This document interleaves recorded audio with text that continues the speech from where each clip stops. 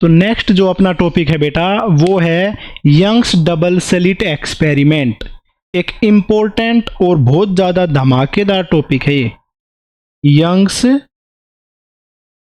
Double slit experiment.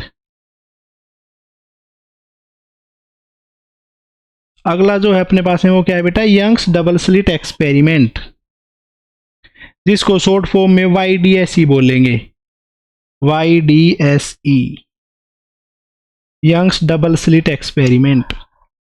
ठीक है, ये वाला जो एक्सपेरिमेंट है ये 1801 में थॉमस यंग्स ने दिया था।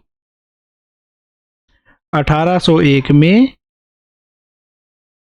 थॉमस यंग, ये एक साइंटिस्ट था थॉमस यंग नाम का, उसने ये पहली बार एक्सपेरिमेंट किया था। वही ऐसा साइंटिस्ट था जिसने लाइट के इंटरफेरेंस को शो किया था कि भाई लाइट है वो इंटरफेरेंस पैटर्न भी शो कर रही होती है, जो कि बेटा एक सच में बहुत बड़ी बात है। लाइट से लाइट का वेव नेचर को पता करने के लिए इंटरफेरेंस इंपॉर्टेंट है, और उस इंटरफेरेंस को एक्सपेरिमेंटली दिखाना बहुत ज़्यादा बड़ी बात थी। ठीक है, prove that light is a wave. इसी साइंटिस्ट ने पहली बार प्रूव किया था कि जो लाइट है वो एक वेव है। ठीक है, यंग्स डबल स्लिट एक्सपेरिमेंट में वेव नेचर ऑफ लाइट वाले कंसेप्ट यूज करे गए हैं। Young's double slit experiment used concept of wave nature of light.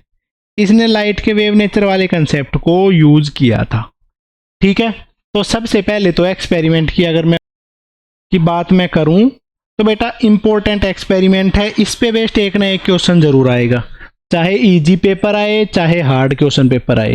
भाई ये चीज़ तो आनी कंपलसरी है, कुछ भी चीज़ हो सकती है, आए ना आए, इस पे बेस्ड क्वेश्चन तो आए ही आएगा। ओके बेटा, तो सबसे पहले इसका जो सेटअप है वो सेटअप मैं ड्रॉ कर देता हूं। ठीक है,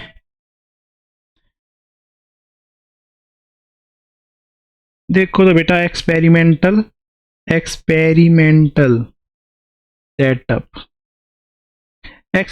सेटअप है वो बनाता हूं। सबसे पहले तो क्या होगा, देखो सबसे पहले तो एक रखते हैं लाइट का सोर्स, लाइट सोर्स हम रखते हैं, एक सिंगल वेवलेंथ की लाइट रखी जाती है बेटा। सिंगल वेवलेंथ की लाइट इसलिए रखते हैं क्योंकि अलग अलग वेवलेंथ की लाइट से कंफ्यूजन क्रिएट हो सकता है, क्योंकि उनकी फ्रीक्वेंसी अलग अलग होगी, पता नहीं किस तरीके का कुछ इंटरफेरेंस होगा। ठीक है, तो लाइट का जो सोर्स है वो एक मोनोक्रोमेटिक सोर्स है। मोनोक्रोमेटिक सोर्स का मतलब है ऐसा सोर्स ऑफ लाइट जो सिर्फ एक सिंगल कलर की लाइट हो या उसकी एक सिंगल वेवलेंथ हो, तो ऐसे सोर्स को बोलेंगे मोनोक्रोमेटिक सोर्स। अब लाइट का यहां से जैसे लाइट आ रही होगी भाई, ठीक है, तो उस केस में इसके बाद में हम एक सेटअप रखते हैं इस तरीके से। ठीक है, इसके आगे मैंने एक नैरो सी स्लिट लगा ली है। स्लिट का मतलब क्या होता है बेटा, एक कार्डबोर्ड लिया, एक गत्ते जैसा कुछ लिया, उसके सामने उसके बीच में एक ब्लेड से एक पतला सा कट लगा दिया। ठीक है, ताकि यह इससे जो भी लाइट आए वो सिर्फ इस नैरो बीम से ही बाहर निकल के जाए। ठीक है, जो भी रे ऑफ लाइट आए वो कहां से बाहर निकले बेटा, इस नैरो बीम से ही बाहर निकले। ठीक है, तो ऐसा सा हमने इस चीज का सेटअप है उसको यूज कर रहे हैं। ठीक है, इसके बाद में एक और सेटअप लगाया भाई। ठीक है, ऐसा ही बट इसमें हमने 2 स्लिट्स लगाई। ठीक है बेटा, 2 स्लिट्स लगाई हैं।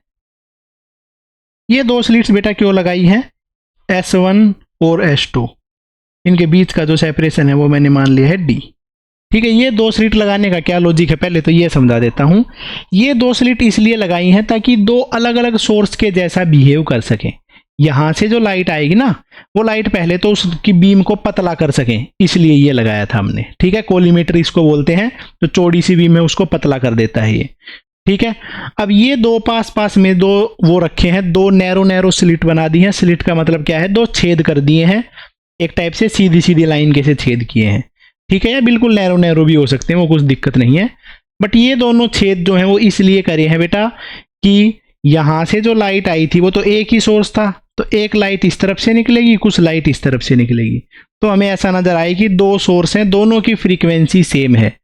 दो अलग अलग सोर्स अगर हम चूज करेंगे तो उनमें अपने पास में मोनोक्रोमेटिक होने का या उनके बीच का फेज डिफरेंस 0 होने का चांस अप्रोक्सीमेटली नहीं है। कोई भी दो अलग अलग सोर्स कभी भी कोहेरेंट नहीं हो सकते, ठीक है। मे बी कोई थ्योरेटिकली हो सकता है same, but practically real life में दो अलग अलग सोर्स कभी भी कोहेरेंट नहीं हो सकते। और बेटा क्यों नहीं हो सकते? क्योंकि कुछ ना कुछ वेवलेंथ फ्रीक्वेंसी में डिफरेंस आ ही जाएगा, चाहे इतना कम हो, हमें ना दिखे बट होगा, ठीक है। तो एक सोर्स को ही हम दो सोर्स के अंदर में बना सकते हैं, उससे ही अपने पास में ये एक्सपेरिमेंट नजर आता है, अदरवाइज कोई भी इस एक्सपेरिमेंट को नहीं कर सकता है। ओके बेटा, इसके बाद में हमने ये जो ये दो स्लिट हैं, ये अपने पास में दो सोर्स के जैसा बिहेव करेंगी, जो कि हमने ऐसे रखा हुआ है। S1 and S2 are two narrow openings और इनको बोला जाता है स्लिट्स। कोई भी चीज बेटा समझ नहीं आ रही ना, उसको बार बार देखो, एक दो बार देखोगे ना वो चीज क्लियर हो जाएगी। यहां से जो है लाइट वेव वो आ रही है और उसके बाद में बेटा इधर पे अपना जो पैटर्न है वो नजर आने लग जाता है। सेंटर में है एक अपने पास में, जहां पे पाथ डिफरेंस 0 होगा वो सेंटर बनेगा, वहां पे बेटा अपने पास में ब्राइट बनेगा, जिसको बोलेंगे सेंट्रल ब्राइट। उसके बाद में इसके ऊपर ऐसी जगह आएगी जहां पे अपने पास में डार्क बनेगा, जहां पे पाथ डिफरेंस 0 होगा, जहां पे पाथ डिफरेंस λ/2 होगा वहां पे डार्क बनेगा। फिर उसके बाद में एक और ब्राइट जहां पे पाथ डिफरेंस λ बनेगा, फिर उसके बाद में डार्क, उसके बाद फिर से ब्राइट, उसके बाद डार्क, फिर उसके बाद फिर से ब्राइट। ऐसे ऐसे करके ये पैटर्न है ये बन रहा होता है, ठीक है। ऐसे ऐसे करके जो पैटर्न है ये बन रहा होता है। सबसे सेंटर में ब्राइट है, फिर बेटा डार्क है, फिर ब्राइट, फिर डार्क, फिर ब्राइट, फिर डार्क, फिर ब्राइट, ठीक है। ये चीज बेटा मैंने इंटरफेरेंस में समझाई हुई है, ठीक है। इंटरफेरेंस में अगर इंटरफेरेंस की वीडियो देखना चाहो तो उसमें समझ सकते हो, ये रही। अगर आप पूरी ही वीडियो देख रहे हो फिर तो आपको इस चीज का आइडिया होगा। पहले मैक्सिमम इंटेंसिटी, फिर मिनिमम, फिर मैक्सिमम, फिर मिनिमम। मैक्सिमम इंटेंसिटी को क्या बोला जाएगा? ब्राइट, उसके बाद में डार्क, ब्राइट, डार्क, ब्राइट, ऐसा बनता है। तो एक जो लाइट है वो एक ही लाइट से ऐसा कुछ बन जाना, इसी चीज को बोला जाता है इंटरफेरेंस, ठीक है। तो एक्सपेरिमेंटल सेटअप है ना वो बेटा इस तरीके से इसका बनता है। इसी को अगर मैं साइड व्यू बना के समझाऊं, इसको साइड से देखेंगे, साइड व्यू बढ़िया तरीके से इसको चकाचक साफ साफ देखेंगे ना, तब बेटा देखो कैसा सा सेटअप बनता है। ऐसे अपने पास में एक सोर्स, ठीक है, एक्चुअल सोर्स यहां पे रखा था, उसको मैंने दो स्लिट से पास किया। एक्चुअल जो सोर्स है ना इधर से मान लेते हैं, हाँ, उसको मैंने दो स्लिट से पास किया। एक स्लिट है बेटा S1, एक स्लिट है बेटा S2। यहां पे वही मैंने लगा दी है स्क्रीन। स्क्रीन के आगे थोड़ी जगह छोड़ लेना बेटा, डिटेल में लिखेंगे इससे आगे वाली चीजें। इधर से बेटा रे ऑफ लाइट आ रही हो, मतलब कि ये रेफरेंस लाइन है, रे ऑफ लाइट यहां से कुछ नहीं आ रही। इधर से अपने पास में कुछ लाइट इधर जा रही है, कुछ लाइट इधर जा रही है, एक सोर्स में दूसरे सोर्स में। तो जो दोनों स्लिट हैं ये सोर्स के जैसा बिहेव कर रही हैं। यहां से बेटा जो भी लाइट यहां पे पहुंच रही होगी सेंटर वाले केस में, तो सेंटर वाले केस में इसने जितना पाथ ट्रेवल किया है उतना ही पाथ इसने ट्रेवल किया है, मतलब सेंटर पे पहुंचते ही जो पाथ डिफरेंस है वो कितना है? 0, ठीक है। और सेंटर पे पहुंचते ही जो इंटेंसिटी है वो क्या हो जाती है? मैक्सिमम, ठीक है। जब पाथ डिफरेंस 0 वहां पे इंटेंसिटी क्या होती है? मैक्सिमम, और उसका नाम होता है बेटा सेंट्रल ब्राइट।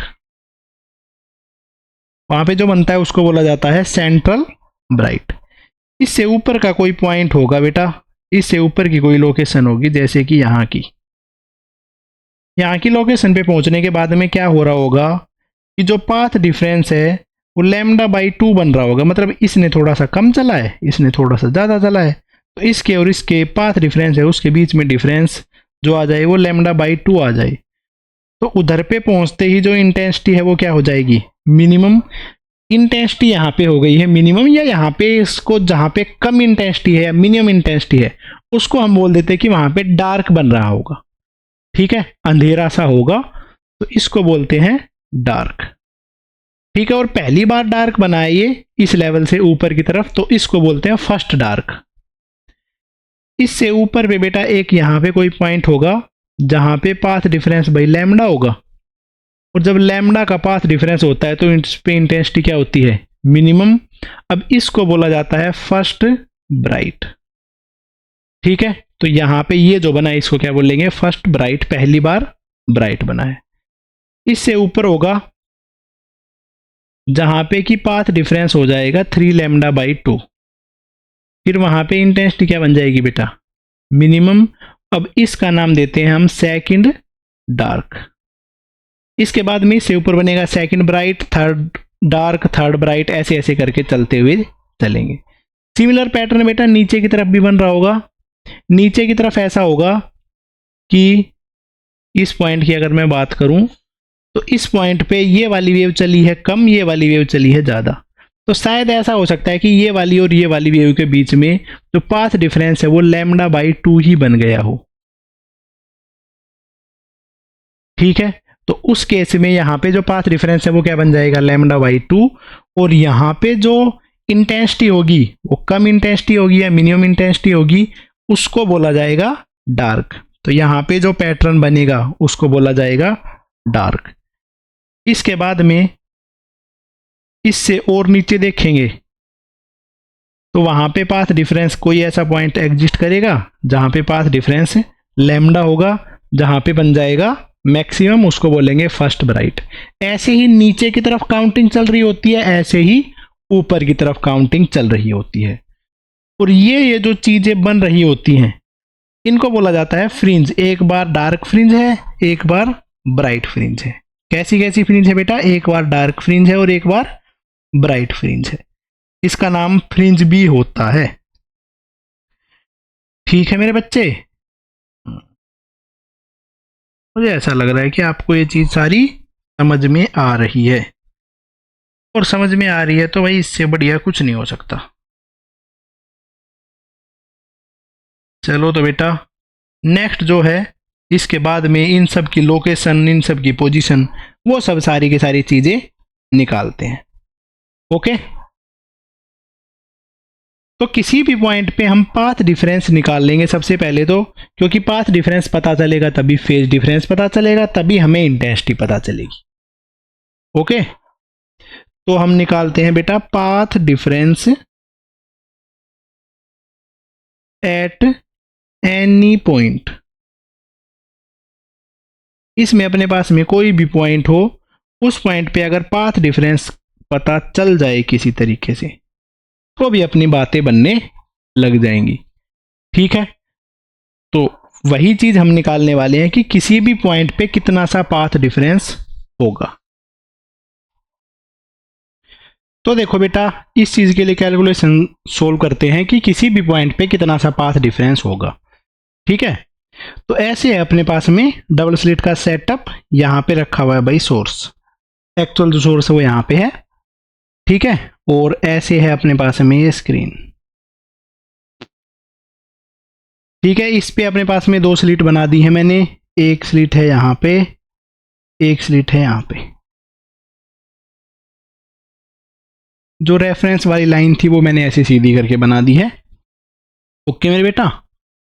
तो अब कोई पॉइंट है यहाँ पे P, ठीक है। P पॉइंट है जो कि सेंटर वाली लाइन से y डिस्टेंस ऊपर है। इस वाले पॉइंट पे कितना सा फेज डिफरेंस होगा, कितना सा पाथ डिफरेंस होगा, मेनली तो पाथ डिफरेंस ही निकालते हैं कि पाथ डिफरेंस यहाँ पे कितना सा होगा, वो चीज हम कैलकुलेट करने वाले हैं, ओके। तो देखो भाई पाथ डिफरेंस निकालने के लिए अपने पास में क्या तरीका होगा, यहाँ पे 2 स्लिट बनी है, एक तो है S1 एक है S2, ठीक है। कुछ रे ऑफ लाइट इधर से गई है वो इधर तक चली गई, इधर से आई थी वो रे ऑफ लाइट इधर आ गई, तो बेटा देखो यहाँ P पॉइंट पे हमें पाथ डिफरेंस निकालना है। तो देखो एक S1 से जो रे ऑफ लाइट है वो P तक गई है, दूसरी है जो रे ऑफ लाइट S2 से P तक गई है, ठीक है। तो इन्होंने जो पाथ चला है वो पाथ हमें दिखाई दे रहा है। इन्होंने जो पाथ चला है उस पाथ के बीच में जो डिफरेंस है उसी को क्या बोला जाएगा, पाथ डिफरेंस, ठीक है। तो पाथ डिफरेंस है, पाथ डिफरेंस वो हमें निकालना है, उसकी वैल्यू आ जाएगी S2P माइनस S1P, ठीक है। और बेटा जो स्लिट है वहां से लेकर स्क्रीन के बीच का जो डिस्टेंस है ना वो हम मान के चल रहे हैं कैपिटल D, ठीक है। तो इस तरीके से पाथ डिफरेंस निकाला जाएगा। किसी तरीके से ये डिस्टेंस निकालो, फिर ये डिस्टेंस निकालो, दोनों को सब्ट्रैक्ट करो। प्रॉपर जो मेथड है वो यही है बेटा, ठीक है। अब अपने पास में क्योंकि जनरली ऐसा रहता है ना कि जो कैपिटल D है, अब रुको, दोनों जो स्लिट हैं उनके बीच का डिस्टेंस है स्मॉल d और स्लिट और स्क्रीन के बीच का है डिस्टेंस d, ठीक है। क्योंकि दोनों के दोनों पता होना चाहिए, अदरवाइज तो कुछ नहीं निकाल पाएंगे, ठीक है।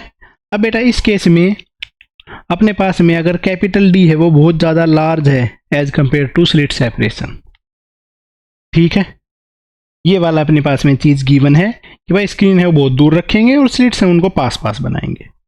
तो उस केस में क्या है कि उस केस में हमें निकालना है इन दोनों के बीच में जो कितना सा पाथ डिफरेंस होगा। तो वो पाथ डिफरेंस निकालने के लिए मैं क्या करता हूँ कि S1 से, मतलब ये वाली S1 वाले पॉइंट से S2P वाली लाइन पे परपेंडिकुलर डाल लेता हूँ। ये मैंने परपेंडिकुलर डाल दिया है। अब ये इतना सा डिस्टेंस बन गया है, ठीक है। इस रे ने इतना चली है, ये रे इतनी सी चली है, ठीक है। अब ये जो अपने पास में इतना सा गैप है, ये S2 वाली रे है वो ज़्यादा चली है, ठीक है। S2 वाली वेव है वो इतना सा ज़्यादा चली है और यही हो जाएगा अपने पास में पाथ डिफरेंस। तो इस चीज़ को समझने के लिए इस एंगल को मैंने मान लिया है थीटा, और ये एक राइट एंगल ट्राइंगल है जिसके अंदर में हाइपोटेन्यूज है D, ये वाला एंगल है थीटा। D का थीटा के साथ वाला कंपोनेंट होगा D कोस थीटा, और इधर वाला जो कंपोनेंट है वो बन जाएगा D साइन थीटा। तो इस केस में ये वाली सिचुएशन अगर वैलिड है तो उस केस में जो पाथ डिफरेंस है, if capital D is very very large as compare to small d, तो उस केस में पाथ डिफरेंस है उसको लिखा जा सकता है D साइन थीटा, ठीक है। अब क्योंकि जो थीटा वाला एंगल है बहुत ज़्यादा स्मॉल है, ठीक है, या अदरवाइज स्मॉल नहीं भी है तब भी सिनेरियो लगाया जा सकता है। तो बेटा इस चीज़ को समझने के लिए मैंने यहाँ से एक सीधी लाइन खींच दी है, ऐसे परपेंडिकुलर लाइन, ठीक है। ये वाली लाइन ऐसे थी तो ये वाली लाइन इस पे परपेंडिकुलर थी, ठीक है। अब इधर वाली रे को अगर मैं इतना सा रोटेट करता हूँ तो ये वाली भी इतना सा ही रोटेट हो जाएगी। तो उस केस में ये वाला जो एंगल है ये क्या बन जाएगा, थीटा ही बन जाएगा, इतना सा जो एंगल है वो भी, ठीक है। क्योंकि जो दो लाइंस के बीच में एंगल है वही उन दोनों के नॉर्मल के बीच का एंगल है। ये समझो बेटा, इस लाइन को इस लाइन पे नॉर्मल था ये, इसको मैंने थीटा से रोटेट किया, इसको भी थीटा से रोटेट किया, ठीक है, तब जाके वो लाइन बन गई। तो D साइन थीटा को मैं निकालता हूं क्योंकि जो एंगल है वो अपने पास में स्मॉल है बेटा, तो उसमें इसमें साइन थीटा को हम क्या लिख सकते हैं, टेन थीटा भी या सिर्फ थीटा भी। तो D साइन थीटा अप्रोक्सीमेटली किसके इक्वल हो जाता है, D टेन थीटा के। तो उस केस में जो पाथ डिफरेंस है वो आ जाता है D टेन थीटा निकालने के लिए ये वाली राइट एंगल ट्राइंगल यूज कर रहा हूं, परपेंडिकुलर अपॉन बेस, तो D into y by capital D। इस तरीके से पाथ डिफरेंस निकाला जाता है। ओके, ये चीज़ क्लियर है बिल्कुल। ऐसे करके कोई भी पाथ डिफरेंस है वो निकाला जा सकता है। तो जो यंग्स डबल स्लिट एक्सपेरिमेंट में अगर मैं ये वाली चीज़ लेके चलता हूँ तो उस केस में ऑब्वियस सी बात है थीटा स्मॉल होगा और स्मॉल एंगल होगा तो स्मॉल एंगल अप्रोक्सीमेशन का यूज किया जा सकता है। और उस केस में जो पाथ डिफरेंस है उसकी वैल्यू आ जाएगी d y upon capital D. जो यहाँ पे डी है वो है अपने पास में सेपरेशन बिटवीन स्लिट्स, जो स्लिट्स हैं उनके बीच की सेपरेशन है। कैपिटल डी है वो है अपने पास में separation between screen and slit. Screen और स्लिट्स के बीच में जो डिस्टेंस है वो है, और जो दो स्लिट्स हैं उनके बीच का सेपरेशन है वो है स्मॉल डी। वाई तो कोई भी पॉइंट है इस रेफरेंस लाइन से वाई डिस्टेंस ऊपर। तो ये अपने पास में आ गया है पाथ डिफरेंस। अब पाथ डिफरेंस अगर आ गया है तो हम मैक्सिमा और मिनिमा है इन सब की पोजीशन भी निकाल सकते हैं। तो सबसे पहला है पोजीशन ऑफ मैक्सिमा, ये हम निकाल रहे हैं कि भाई मैक्सिमा है वो कहाँ पे बनेगा, मैक्सिमा जो है उसकी पोजीशन क्या क्या होगी। मैक्सिमा की पोजीशन के लिए देखो, मैक्सिमा क्या होता है बेटा, maxima means maximum intensity case, intensity case also known as bright fringe. ये मैक्सिमम इंटेंसिटी वाला केस है, इसको ब्राइट फ्रिंज भी हम नाम दे देते हैं। ओके, लिख दिया भाई, ये तो हमें कोई दिक्कत वाली बात नहीं है। जब भी अपने पास में मैक्सिमम इंटेंसिटी है तो बेटा पाथ डिफरेंस क्या होता है, उस केस में जो पाथ डिफरेंस है उसको लिखा जाएगा एन लैम्डा से। जब भी मैक्सिमा होगा तो वहां पे जो पाथ डिफरेंस है उसको लिखा जाएगा एन लैम्डा से, और जो पाथ डिफरेंस है उसका फॉर्मूला क्या था, d y by capital D is equal to n lambda. तो y की पोजीशन आ जाती है n lambda D upon small d. ये है अपने पास में मैक्सिमा की पोजीशन। ठीक है, मैक्सिमा में अगर मैं n की वैल्यू को 0 पुट कर देता हूं तो उस केस में y की क्या वैल्यू आ जाती है, 0। चलो सही है, y इज इक्वल टू 0 पे बेटा मैक्सिमा होगा, और उस मैक्सिमा को क्या बोलते हैं, सेंट्रल मैक्सिमा। ऐसे था ना बेटा ये y, ऐसे था ना ये y, इसमें ये वाली जो पोजीशन है यहाँ पे y क्या है 0, और यहाँ पे जो बनता है उसका नाम क्या होता है, सेंट्रल मैक्सिमा। अगर n की वैल्यू पुट करते हैं +1 या -1, उस केस में y की वैल्यू आ जाती है 1 लैम्डा डी बाई डी, मतलब कि प्लस या minus lambda D by D, और इसको हम बोलते हैं फर्स्ट ब्राइट। यहां पे अपने पास में सबसे पहली ब्राइट फ्रिंज बनती है। अगर मैं n की वैल्यू प्लस या -2 पुट कर देता हूं तो y की वैल्यू हो जाती है प्लस या -2 लैम्डा डी बाई डी, इसको हम बोलेंगे सेकंड ब्राइट। तो ये वो पोजीशन है जहां पे दूसरा ब्राइट बनता है। ठीक है, तो सेकंड ब्राइट की पोजीशन आ गई है 2 लैम्डा डी बाई डी। ऐसे बेटा 5वां ब्राइट, 20वां ब्राइट, 11वां ब्राइट, 50वां ब्राइट, सारे के सारे ब्राइट निकाले जा सकते हैं। nth ब्राइट फ्रिंज है वो बेटा कहाँ पे बनेगी, y is equal to n lambda D by d पे। ठीक है, पॉजिटिव वाली जो है वो plus n lambda D by d पे, नेगेटिव वाली है minus n lambda D by d पे। ठीक है, तो ऐसे करके मैक्सिमा की पोजीशन आ जाती है। अब देखो कि एक चीज आ जाती है अपने पास में, फ्रिंज विड्थ। फ्रिंज विड्थ को कैसे डिफाइन किया जाता है, फ्रिंज विड्थ को बेटा बीटा से लिखेंगे। फ्रिंज विड्थ का मतलब है जो दो ब्राइट है अपने पास में, कंटिन्यूअस जो दो ब्राइट है उनके बीच में कितना सा गैप है, मतलब ब्राइट कितना वाइड है, उस चीज को हम लिखते हैं फ्रिंज विड्थ। ठीक है, it is separation between to consecutive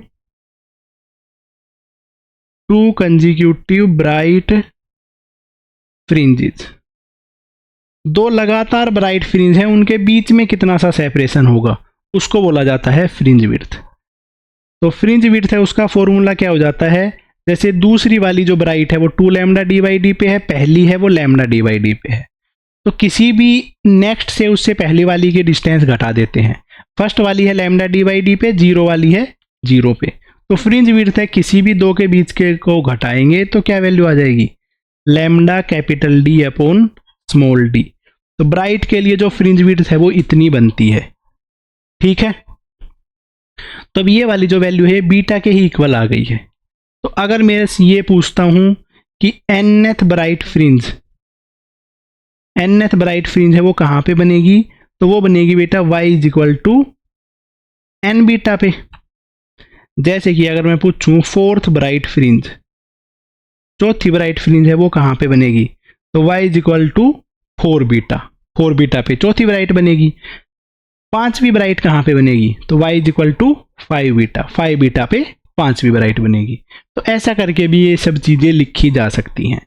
50वीं bright अगर पूछ लूं तो 50वीं ब्राइट कहाँ पे बनेगी, 50 बीटा पे। डन बेटा, इतनी सी चीज है यंग्स WCT एक्सपेरिमेंट में। इसके बाद में नेक्स्ट आ जाता है पोजीशन ऑफ मिनिमा। इसमें जो मिनिमा बनता है ना, उनकी क्या पोजीशन होगी, जो मिनिमा बनेंगे वो किस पोजीशन पे अपने पास में बनेंगे। ओके, ये चीज अब हम लिखने वाले हैं। तो नेक्स्ट टॉपिक है, उसको लिखता हूं position of minima.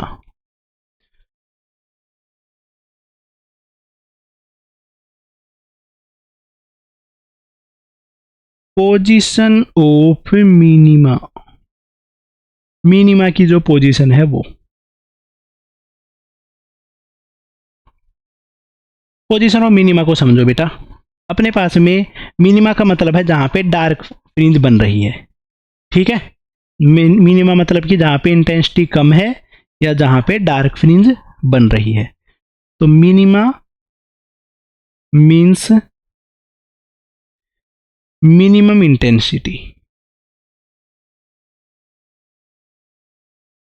Intensity case या फिर डार्क फ्रिंज केस। ऐसा केस जहां पे डार्क फ्रिंज बनती है उसको बोला जाता है मिनिमा। फॉर डार्क फ्रिंज के लिए क्या सिचुएशन होती है, डार्क फ्रिंज के लिए जो पाथ डिफरेंस है वो अपने पास में odd multiple of lambda by 2 होता है। डार्क फ्रिंज के लिए क्या सिचुएशन गिवन है बेटा, जो पाथ डिफरेंस है वो odd multiple of lambda by 2 होगा, ठीक है।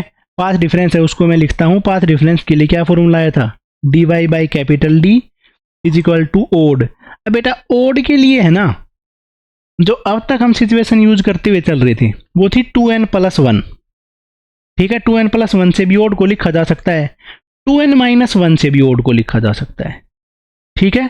तो मैं 2n-1 से लिखूंगा ओड को, ठीक है। ये चीज अब अपने आप को समझ में आ जाएगी, क्योंकि बेटा n को जब मैं 0 पुट करता हूं ना, तो उस केस में अपने पास में 0 की लोकेशन आ जाती है, क्योंकि तो 0 लेवल की ब्राइट तो एग्जिस्ट करती है बट 0 लेवल की डार्क नहीं है। डार्क की गिनती सीधी 1 से स्टार्ट करती है। सेंटर ब्राइट को जैसे 0 लेवल की ब्राइट बोल सकते हैं, उसके बाद आती है फर्स्ट ब्राइट। बट डार्क में सीधी गिनती कहां से स्टार्ट हो रही है, 1 से। तो डार्क के लिए जो मैं ओड है, ओड को लेके चल रहा हूं 2n-1, और यहां पे n है उसकी वैल्यू कहां से स्टार्ट करेंगे, 1 2 3 ऐसे ऐसे करके। ओके, तो n की वैल्यू 0 से ना स्टार्ट करके 1 से स्टार्ट कर देंगे, तो कोई दिक्कत नहीं आने वाली यहां पे। तो y की वैल्यू आ जाएगी अपने पास में 2n-1/2 lambda d by d. तो y की वैल्यू आ जाती है n-1/2 lambda d by D. Okay, ये अपने पास में nth मिनिमा की पोजीशन आ गई है, ठीक है। n को पुट करते जाएंगे, उसके अकॉर्डिंगली पोजीशन है वो आती चली जाएगी, ठीक है। तो सबसे पहले अगर मैं चाहूं कि n को अगर मैं 1 पुट करता हूं, क्योंकि बेटा अब समझ में आ गया है n 0 से स्टार्ट नहीं हो रहा है, n कहां से स्टार्ट हो रहा है, 1 से। n को अगर मैं 1 पुट करता हूं तो जो y है उसकी वैल्यू आ जाती है 1-1/2, मतलब कि 0.5। 1 में से 0.5 घटा देंगे,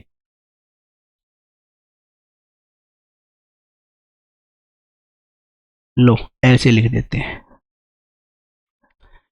ठीक है। n को जब मैंने 1 पुट किया तो y की वैल्यू आ गई है 0.5 lambda capital D upon small d, ठीक है। इसको बोलेंगे फर्स्ट मिनिमा।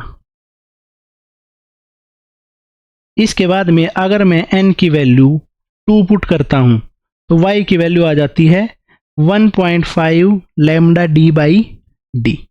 ठीक है, ये पोजीशन किसकी है? सेकंड मिनिमा की। सेकंड मिनिमा मतलब कि सेकंड डार्क, ऐसे भी लिख सकते हैं।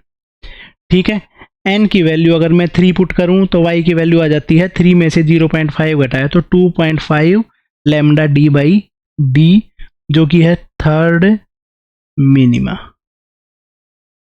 ठीक है, ये वाली जो पोजीशन है ये किसको रिप्रेजेंट कर रही है बेटा? nth मिनिमा को। ऐसे करके हमने सारी की सारी पोजीशन, सारी की सारी लोकेशन, सारी की सारी चीजें, सब कुछ समझ लिया है। इसके बाद में आता है बेटा फ्रिंज विड्थ, डार्क फ्रिंज के केस में।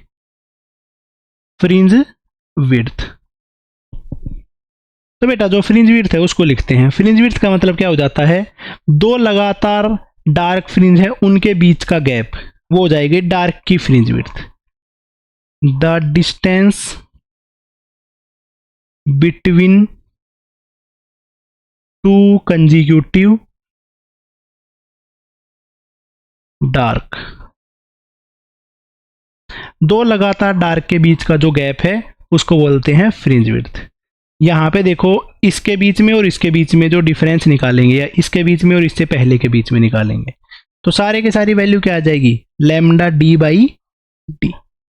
ठीक है, जो अपने पास में इससे पहले केस में आई थी, ब्राइट की जो फ्रिंज विड्थ है और जो डार्क की फ्रिंज विड्थ है, दोनों बेटा सेम की सेम ही होती हैं, कोई भी दोनों की फ्रिंज विड्थ में डिफरेंस नहीं होता है।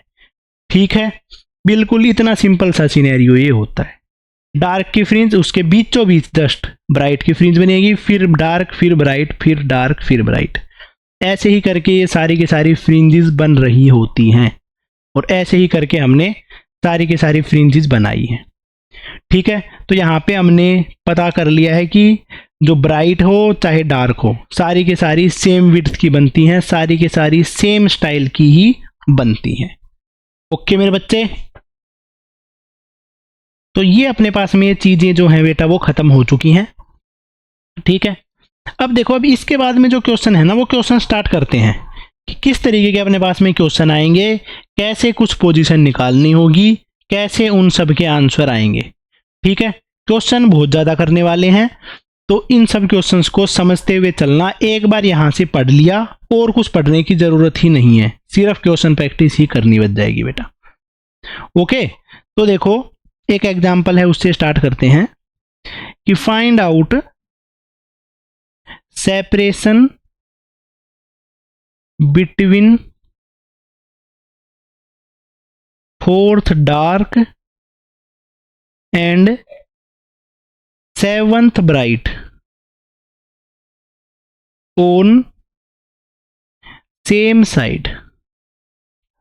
तो ये है अपने पास में क्वेश्चन। सेपरेशन निकालना है, एक तो फोर्थ डार्क के बीच में और सातवीं ब्राइट के बीच में, दोनों की दोनों सेम ही साइड पे हैं। देखो तो बेटा, अगर मैं ये y एक्सिस वाली लाइन बनाऊं, यहां पे अपने पास में y की वैल्यू है 0। जो फोर्थ डार्क है, फोर्थ डार्क है, वो कहां पे एग्जिस्ट करेगा? वो अपने पास में एग्जिस्ट करेगा 3.5 बीटा पे। और सातवां ब्राइट है, सेवंथ ब्राइट है, वो सेवंथ ब्राइट है, वो कहां पे एग्जिस्ट करेगा बेटा? सेवंथ ब्राइट है वो अपने पास में एग्जिस्ट करेगा 7 बीटा पे, क्योंकि बीटा जो ब्राइट है वो अपने पास में जितने नंबर है वहीं पे एग्जिस्ट करता है, और जैसे फोर्थ डार्क है तो 4 से 0.5 घटा देंगे, उतने बीटा पे एग्जिस्ट करेगा। तो दोनों के बीच में जो डिस्टेंस है, या जो गैप है, उस गैप की वैल्यू अपने पास में क्या हो जाएगी? 7 माइनस 3.5, 7 बीटा माइनस 3.5 बीटा, ये हमें निकालना है।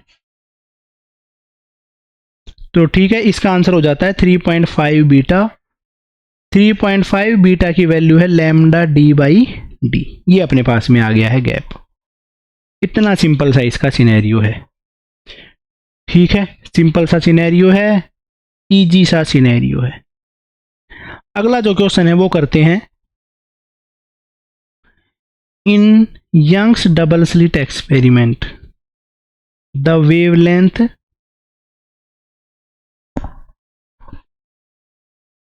Wavelength of light is 7000 angstrom. Young's double slit experiment में जो लाइट की वेवलेंथ है वो है 7000 एंगस्ट्रॉम। ठीक है। Slit width is 2 mm। Slit width है मतलब बेटा जो दो स्लिट्स हैं उनके बीच का जो गैप है वो। And slit to screen separation is 2 metre. और स्लिट से जो स्क्रीन के बीच का सेपरेशन है वो 2 मीटर है। तो हमें फ्रिंज विड्थ निकालनी है। Find fringe width. Fringe width निकालनी है इस क्वेश्चन में। लो तो भाई फ्रिंज विड्थ निकाल देते हैं। बीटा से फ्रिंज विड्थ को लिखा जाएगा जिसका फॉर्मूला होगा lambda capital D upon small D. Lambda है अपने पास में वेवलेंथ।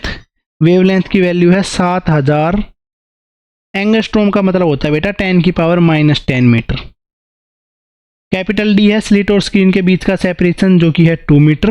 और स्मॉल डी है वो है 2 mm। तो 2 × 10⁻³ सब कुछ ऐसा यूनिट्स में है तो मीटर में आ जाएगा। तो 2 से 2 कैंसिल आउट, -3 ऊपर चला जाएगा। तो अपने पास में इसका आंसर हो जाएगा 7 × 10⁻³ यहाँ से आया, 3 यहाँ से आया, 10 यहाँ से आया। ठीक है, 10 में से 6 घटा तो 10⁻⁻4 मीटर। तो इसका आंसर हो जाता है 0.7 मिलीमीटर। तो जिस यूनिट में पूछा जाए उसमें निकाल सकते हैं। जनरली कोशिश किया करो कि मीटर्स में ही हम निकाल पाए।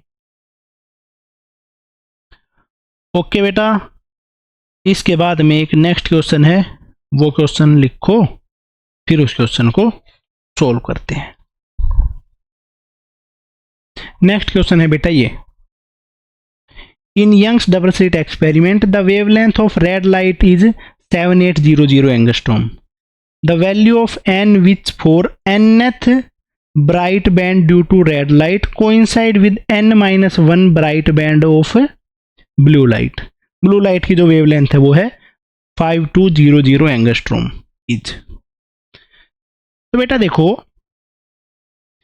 अकॉर्डिंग टू क्वेश्चन के अकॉर्डिंगली क्या गिवन है कि nth bright band of red light. तो रेड लाइट का जो nth ब्राइट है ना वो बनता है n times of beta of red, n+1 beta of blue, इस तरीके से बनता है। ठीक है, ब्राइट जो रेड का nth ब्राइट है और ब्लू का जो n+1 ब्राइट है वो इस तरीके से लिखा जाएगा। रेड का nth ब्राइट है उसके लिए फॉर्मूला बन जाता है n × lambda of lambda d/d। Red के लिए इधर बन जाता है n+1 lambda capital D upon small d। ये है ब्लू के लिए। तो भाई स्मॉल d से small d cancel out, capital D से कैपिटल D कैंसिल आउट। तो n × रेड की है अपने पास में 7800 एंगस्ट्रॉम,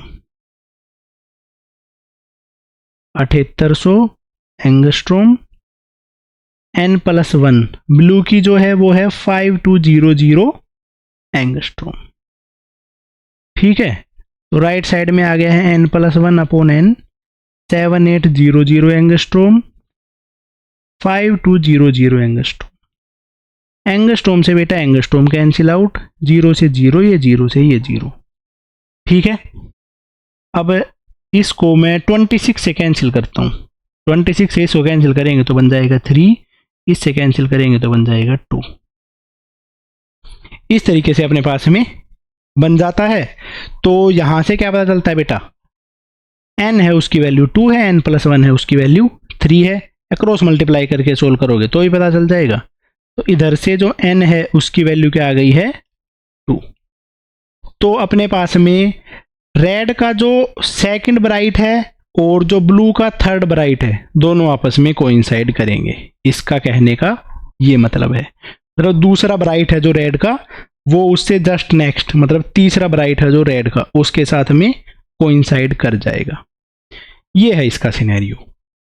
ओके, चलो तो भाई नेक्स्ट क्वेश्चन है उसको करते हैं। तो ये है बेटा अपने पास में next question. In Young's experiment when sodium light of wavelength 5893 5893 is use 62 fringe are visible in vision field. Vision field में 62 जो फ्रिंज है वो बन रही हैं। ठीक है, how many fringe will be visible if violet light of wavelength 4358 angstrom is used. अगर एक वोयलेट लाइट है जिसकी वेवलेंथ इतनी सी है, उसको यूज करेंगे तो कितनी नंबर ऑफ फ्रिंज बनेंगी। ठीक है बेटा, तो देखो क्या है, इतना सा अपने पास में टोटल रीजन है। ठीक है, इस टोटल रीजन में पहले केस के अंदर में जो 62 फ्रिंज बन रही हैं, 62 फ्रिंज ऑफ पहले की फ्रिंज विड्थ। ठीक है, और दूसरे की मान लेते हैं n फ्रिंज बन रही है जब उसकी फ्रिंज विड्थ है बीटा 2। ठीक है, एक फ्रिंज विड्थ है वो अगर बीटा है और 62 फ्रिंज बन रही है तो टोटल विड्थ कितनी है स्क्रीन की 62 बीटा, और दूसरे में n फ्रिंज बन रही है और उसकी विड्थ बीटा 2 है तो उसको n से मल्टीप्लाई करके लिख दिया है। ठीक है, तो 62 into wavelength lambda, lambda into lambda 1 D by d will be equal to n lambda 2 capital D by d. तो स्मॉल d और कैपिटल D तो सेम ही है, एक ही एक्सपेरिमेंट है। 62 के कोरस्पॉन्डिंग जो वेवलेंथ थी वो है लैम्डा 1 जो कि थी 5893 एंगस्ट्रॉम n। उसके कोरस्पॉन्डिंग जो वेवलेंथ थी वो थी 4358 एंगस्ट्रॉम। ठीक है, तो बेटा स्मॉल n की वैल्यू निकालनी है। 62 इंटू 5893 एंगस्ट्रॉम से एंगस्ट्रॉम काट ही दिया है 4358। ये बन जाएंगे अपने पास में नंबर ऑफ फ्रिंज जो बनने वाली हैं वो।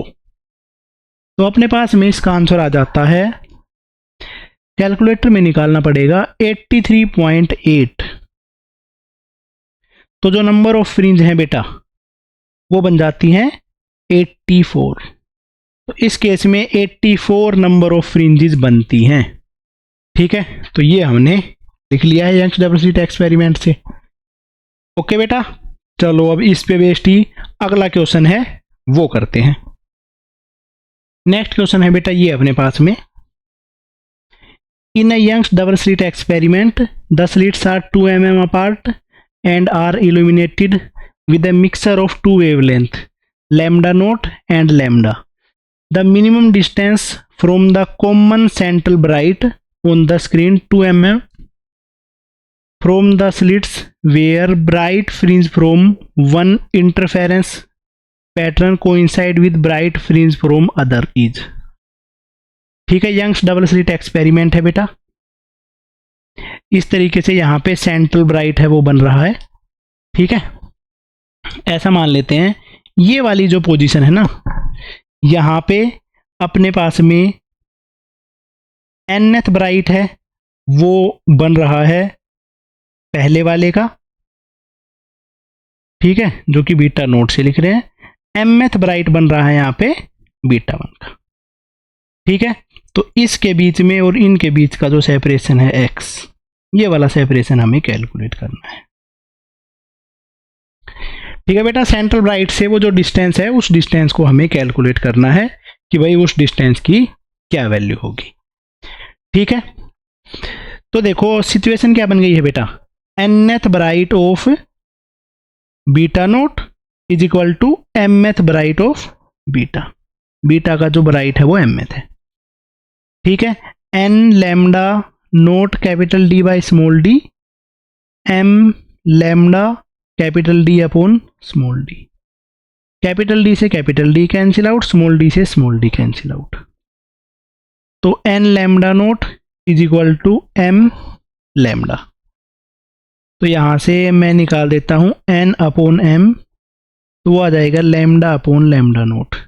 लैम्डा की वैल्यू है 900 नैनोमीटर और जो लैम्डा नोट है उसकी है 750 नैनोमीटर। ठीक है, तो बेटा नैनोमीटर से नैनोमीटर कट गया, 0 से ये 0 कट गया, 90/75 बचा है। 90/75 को लिखा जा सकता है 6/5। ठीक है, 15 पे कैंसिल आउट किया है मैंने, तो ये बन गया है 6/5। ठीक है, और बेटा और भी इसको लिखा जा सकता है, 6/5 लिख दो, चाहे 12/10 लिख दो, 18/15 लिख दो, ऐसे ऐसे लिखते हुए चले जाएंगे।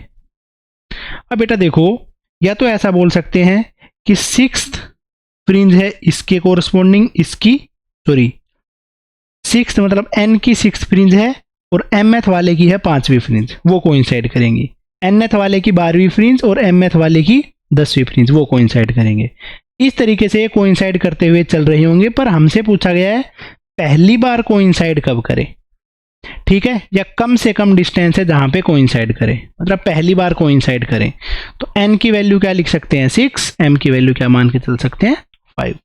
तो कोई भी डिस्टेंस निकाल लो, इन दोनों में से दोनों की जगह सेम ही है, दोनों की जो वैल्यू है वो सेम ही तो है, n बीटा 1 चाहे m बीटा। तो मैं लिख लेता हूं अपने पास में रिक्वायर्ड आंसर, इनमें से कोई भी एक चीज निकाल लोगे सेम ही आएगा। मैं निकालता हूं n बीटा नोट, n की जगह पे 6, बीटा नोट आ जाएगा lambda naught d/d। 6 into lambda naught 750, nanometre का 10⁻⁻9, कैपिटल D फ्रिंज और स्लिट के बीच का सेपरेशन, ठीक है, वो है बेटा अपने पास में 2 मीटर। और जो फ्रिंज विड्थ है वो है 2 mm, तो 2 इंटू 10⁻⁻3। सब कुछ बेटा मीटर्स में लिख दिया है, SI यूनिट्स में लिख दिया है। तो इसको जब हम सोल्व करते हैं तो इसका आंसर आ जाता है 4.5 mm। तो यही अपने पास में करेक्ट आंसर हो जाता है, जो चीज पूछी गई थी वो अपने पास में यही है। ओके बेटा, तो ऐसा कोई क्वेश्चन आए तो उसमें हमें इसी तरीके से निकाल देना है। क्लियर है? यहां तक में किसी को कुछ डाउट है तो वो पूछ सकता है। ओके, चलो एक और क्वेश्चन पूछता हूं सिमिलर ही पैटर्न का।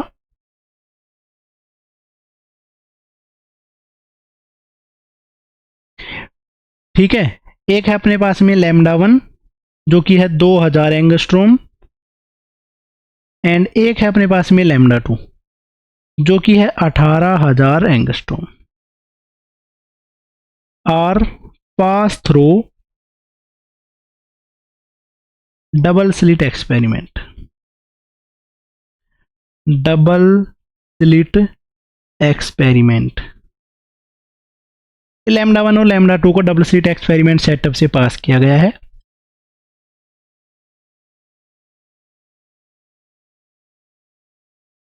Find out the value of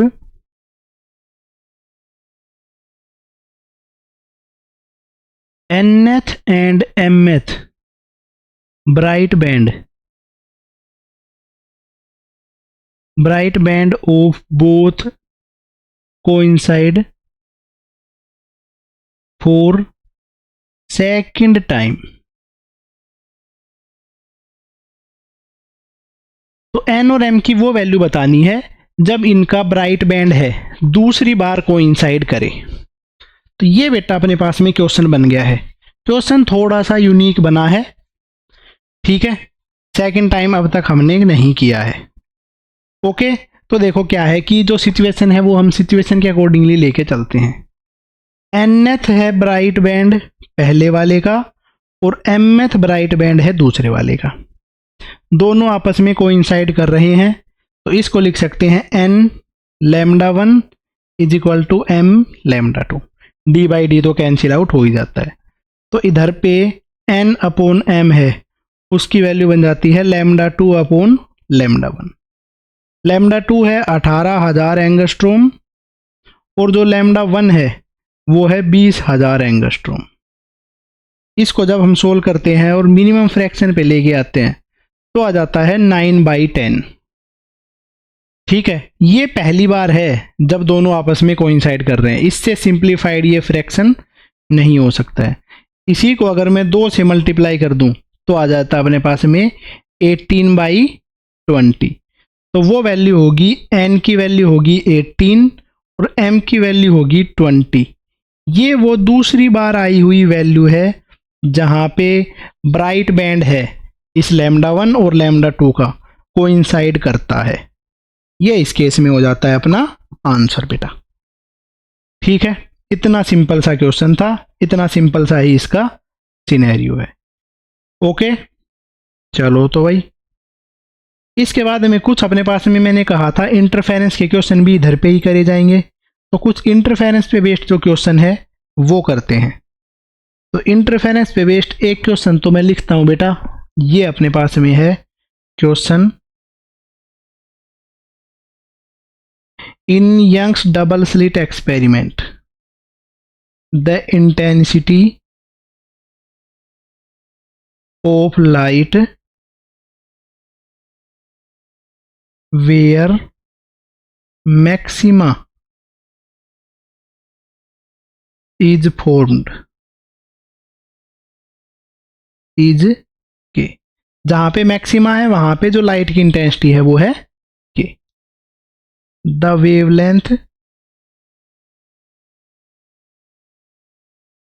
wavelength of light used is lambda. Find out the intensity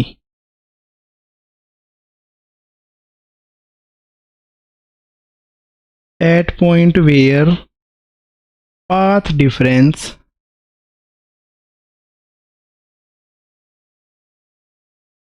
is λ/4. The both slit are of same intensity, या both slit allow same intensity of light. दोनों की दोनों slit हैं वो same intensity की light को ही allow कर रही हैं। तो ये है अपने पास में बेटा क्वेश्चन। ठीक है, तो इस क्वेश्चन को हम कैसे निकालेंगे, जब दोनों की इंटेंसिटी सेम है ना, तो बेटा जो फॉर्मूला यूज करते हैं वो क्या हो जाता है, I is equal to maximum intensity into cos square delta phi by 2। Phase difference है उसका हाफ। तो सबसे पहले अगर पाथ डिफरेंस है तो हमें क्या चाहिए होगा, फेज डिफरेंस। पाथ डिफरेंस है इस क्वेश्चन में वो है λ/4। क्वेश्चन बता देता हूँ बेटा एक बार फिर से। Young's double slit experiment, intensity of light where maxima is formed is k. जहाँ पे मैक्सिमा बन रहा है वहाँ पे इंटेंसिटी है उसकी वैल्यू है के, मतलब मैक्सिमम इंटेंसिटी जो होती थी 4I0 उसकी जगह पे क्या है के। The wavelength of light use is lambda, lambda की वेवलेंथ यूज करी गई है। इंटेंसिटी बतानी है उस पॉइंट पे जहाँ पे पाथ डिफरेंस λ/4 है। दोनों स्लिट सेम इंटेंसिटी की ही है, मतलब कि दो सेम इंटेंसिटी वाला केस था, दोनों तरफ से इंटेंसिटी सेम आई तब वाला केस है, वही कर रहे हैं। पाथ डिफरेंस आ गया तो हम निकाल रहे हैं अब फेज डिफरेंस। फेज डिफरेंस है उसको मैं लिख देता हूँ डेल्टा फाई से, जो कि बनेगा 2π/λ into delta x. 2π/λ into delta x है λ/4। यहाँ से बनता है π/2 जो कि बन जाता है 90 डिग्री। फेज डिफरेंस है इसकी वैल्यू आ गई है 90 डिग्री। अब निकालते हैं बेटा इंटेंसिटी। इंटेंसिटी का फॉर्मूला हो जाता है k into cos square delta phi by 2। ये फॉर्मूला बन जाता है इंटेंसिटी का। तो k into cos square, phase difference है 90/2 45 डिग्री, तो ये आ जाएगा k कोस स्क्वेयर 45 डिग्री। कोस 45 होता है 1/√2 और उसका स्क्वायर करेंगे तो आ जाएगा k/2। तो अब जो इंटेंसिटी है उसकी वैल्यू बन जाएगी k/2। ठीक है बेटा, एक देखो हमने एक केस किया था ना, I is equal to 4I0 cos square delta phi by 2। ये बनती है जहाँ पे मैक्सिमा बन रहा है उधर की इंटेंसिटी। तो अब ये वाली वैल्यू जो तो 4I0 थी उसकी जगह पे k गिवन था। एक सिंगल स्लिट की फ्रीक्वेंसी है उसकी वैल्यू k गिवन नहीं थी। तो इस चीज़ का याद रखना, इसके अकॉर्डिंगली ही इस क्वेश्चन को सोल्व किया गया है। ठीक है बेटा, अब अगला क्वेश्चन करते हैं इस पे बेस्ड। नेक्स्ट इंपॉर्टेंट और अच्छा सा जो क्वेश्चन है वो रहा ये। तो बेटा ये अपने पास में next question. In Young's experiment the slits separated by d is equal to 0.8 mm। ठीक है, स्लिट्स के बीच में जो सेपरेशन है वो ये। ठीक है, are illuminated with the light of wavelength 7200 angstrom. Interference pattern is observed at a screen 2 metre from the slits. Distance between find maximum distance from central maxima at which average intensity is 50% of the maximum. जहां पे average intensity है वो maximum intensity का सिर्फ 50% ही है। ठीक है, तो बेटा सबसे पहले तो अगर अपने पास में इंटेंसिटी 50% है मैक्सिमम इंटेंसिटी का, तो उस केस में सबसे पहले बेटा ऐसे क्वेश्चंस को देखो करते कैसे हैं। पहले तो हमें चाहिए उसमें पाथ डिफरेंस। ठीक है, किसी तरीके से अगर पाथ डिफरेंस आ गया फिर हम वो पॉइंट निकाल सकते हैं जिस पॉइंट पे हमें ये सिचुएशन निकालनी है। ठीक है, उससे पहला काम अपना पाथ डिफरेंस निकालना ही है, उसके अलावा और कुछ नहीं करना है। तो इंटेंसिटी है ना, उसका फॉर्मूला क्या हो जाता है, I max into cos square of delta phi by 2।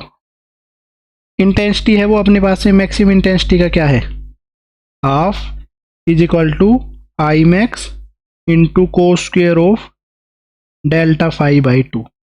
बेटा आई मैक्स से आई मैक्स कैंसिल आउट, इस तरह बता है 1/2 is equal to cos square of delta phi by 2। दोनों तरफ अंडर रूट ले लेंगे, 1/√2 है, ये बन जाता है cos of delta phi by 2। 1/√2 है ना, वो होता है बेटा 90 डिग्री पे। इसका मतलब है जो ये एंगल है डेल्टा फाई बाई 2 ये बन गया अपने पास में 90 डिग्री। 90 डिग्री को लिखा जा सकता है पाई बाई 2।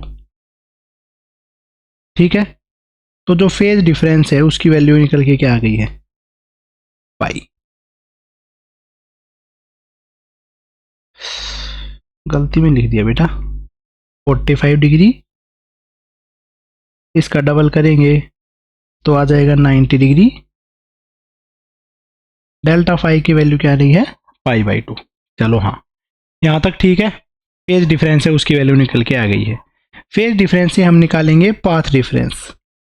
पाथ डिफरेंस है उसका फॉर्मूला होता है बेटा 2 pi by lambda into delta x, उसको मैंने लिख दिया है फेज डिफरेंस के इक्वल। तो भाई पाई से pi cancel out, path difference है उसकी वैल्यू बन गई है लैम्डा बाई 4। तो इस केस में जो पाथ डिफरेंस है वो अपने पास में निकल के आ गया है lambda by 4। Young's double slit का ही ये एक्सपेरिमेंट है जहाँ पे पाथ डिफरेंस है वो लैम्डा बाई 4 निकल के आ गया है। और इसमें बेटा ये सिचुएशन वैलिड है कि जो कैपिटल डी है उसकी वैल्यू स्लिट सेपरेशन से बहुत ज़्यादा है। तो ये है 2 मीटर, ये है 0.8 मीटर। तो यंग्स डबल स्लिट एक्सपेरिमेंट है जो इस तरीके से, इसमें 2 स्लिट्स रहती थी, यहाँ पे और यहाँ पे स्लिट है। तो उस केस में ये वाला जो पॉइंट है y, इस वाले पॉइंट के लिए इस वाले पॉइंट पे जो पाथ डिफरेंस आता था उसको लिख देते थे d साइन थीटा, फिर उसमें अप्रोक्सीमेशन लगा देते थे, वो आती थी d टेन थीटा, जिसकी वैल्यू आती है dy बाई कैपिटल D। तो डेल्टा एक्स की वैल्यू जो है वो ये निकल के आ गई है dy अपॉन कैपिटल D। ठीक है, इक्वेशन नंबर 1 ये बन गया इक्वेशन नंबर 2। इसकी इक्वेशन नंबर 2 में वैल्यू पुट कर देंगे 1 से, तो लैम्डा बाई 4 है उसकी वैल्यू हो गई है dy बाई कैपिटल D। तो y वाली ही वो पोजीशन निकालनी है, लैम्डा d अपॉन 4d। ठीक है, तो y की वैल्यू आ जाएगी लैम्डा 7200 एंगस्ट्रॉम, d जो है वो है 2 अपॉन 4, स्मॉल d था 0.8 mm। अब इसको सोल्व करते हैं तो इसका आंसर आता है 0.45 mm। ये अपने पास में इस क्वेश्चन का हो जाता है बेटा आंसर। ठीक है, तो इस तरीके का ऐसा ये क्वेश्चन है। क्वेश्चन छोटा नहीं है, डिटेल क्वेश्चन है, थोड़ा सा बड़ा ही क्वेश्चन है। ठीक है, तो अब इसके अकॉर्डिंगली ही इस क्वेश्चन को सोल्व करना था और इसके अकॉर्डिंग ही इस क्वेश्चन को हमने सोल्व किया है। तो इस चीज़ का तो ध्यान हमने रखना है। अगला क्वेश्चन जो है बेटा नीट में ही आया हुआ क्वेश्चन है, वो लिखता हूं। नीट 2006 का क्वेश्चन है बेटा। ठीक है। The maximum intensity in Young's double slit experiment is I naught. जो मैक्सिमम इंटेंसिटी है उसकी वैल्यू है आई नोट। चलो भाई, एक चीज अपने पास में ये गिवन है। Distance between the slits is, slits के बीच में जो डिस्टेंस है वो है 5 लैम्डा। लैम्डा वेवलेंथ है मोनोक्रोमेटिक लाइट जिसका यूज किया है। What will intensity of light in front of one slit if जो कैपिटल डी है उसकी वैल्यू है 10 डी के इक्वल। चलो तो इस क्वेश्चन का सेटअप करते हैं। ऑप्शन है, ऑप्शन तो कोई दिक्कत वाली बात है ही ना। ऐसी है अपने पास में डबल स्लिट का सेटअप बेटा। एक स्लिट लगी है यहाँ पे, एक स्लिट लगी है यहाँ पे। ये है सेंट्रल पॉइंट। कैपिटल डी है, कैपिटल डी है बेटा, उसकी वैल्यू क्या गिवन है 10 टाइम ऑफ स्मॉल डी, और जो स्मॉल डी है उसकी वैल्यू है 5 लैम्डा। तो कैपिटल डी की वैल्यू हो जाती है 50 इंटू लैम्डा। तो जो कैपिटल डी है वो है 50 लैम्डा। चलो यहाँ तक का आ गया है। इधर तक का जो अपने पास में यहाँ से लेकर यहाँ तक का डिस्टेंस है वो है 5 लैम्डा। इसका मैं अगर हाफ सा करता हूँ तो वो कितना बन जाता है 2.5 लैम्डा। 2.5 लैम्डा। ओके बेटा, हमें बतानी है इंटेंसिटी एक स्लिट के सामने। चलो ऊपर वाली जो स्लिट है S1 उसके सामने इस पॉइंट पे मुझे इंटेंसिटी बतानी है। ठीक है, तो इस पॉइंट पे इंटेंसिटी निकालना अपने लिए आसान है बेटा। इस P पॉइंट पे इंटेंसिटी बतानी है। P पॉइंट पे इंटेंसिटी निकालने के लिए इसको कंप्लीट लिख लो चाहे, फिर भी कोई दिक्कत नहीं है। इसको 5 लैम्डा ही मान लेते हैं।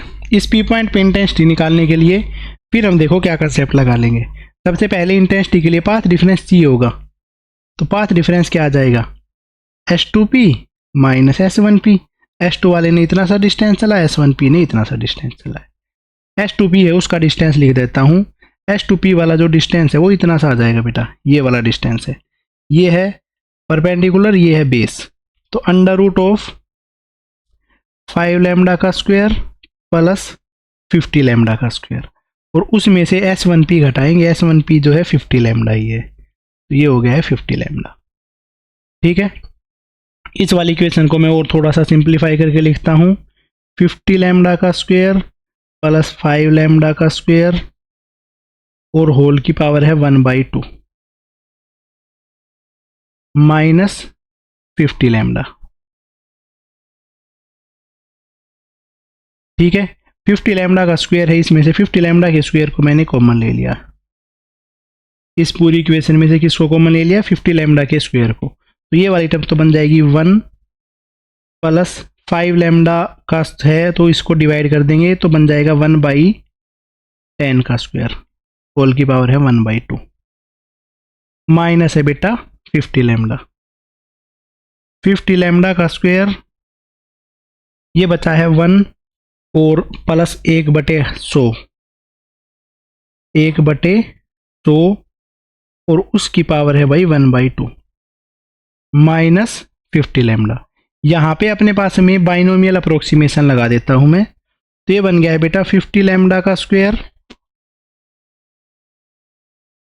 50 लैम्डा का स्क्वायर बेटा कॉमन लेंगे ना तो ऊपर रूट भी था, ये रूट भी तो था ना बेटा, तो फिर सिर्फ 50 लैम्डा ही बाहर आएगा। चलो ठीक है, 50 लैम्डा बाहर आ गया।